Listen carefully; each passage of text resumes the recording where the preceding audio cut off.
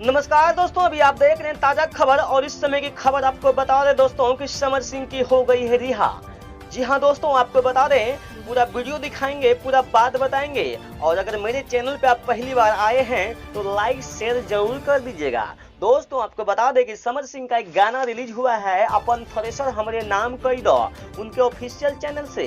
तो दोस्तों आपको बता दें, उनको जितने भी चाहने वाला उनका विरोधी फैन फॉलोवर है, सभी लोग तो खूब मजा ले रहा है, सोच रहा है कि शेर आ गया, बहुत ही मजा आएगा अब। लेकिन ऐसा कोई बात नहीं दोस्तों, समर सिंह अभी भी जेल में बंद है, अभी भी उनकी पूछताछ जारी है।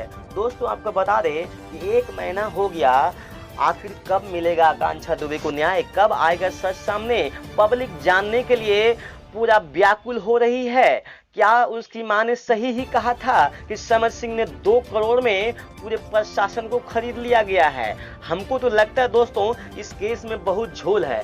यदि ऐसा नहीं है तो 1 महीना हो गया, आखिर क्यों नहीं सच सामने आ रहा है? आखिर क्या है वजह, हम ये जानना चाहते हैं। आपकी क्या राय है दोस्तों? आप भी अपने कमेंट बॉक्स में लिख के जरूर बताएं।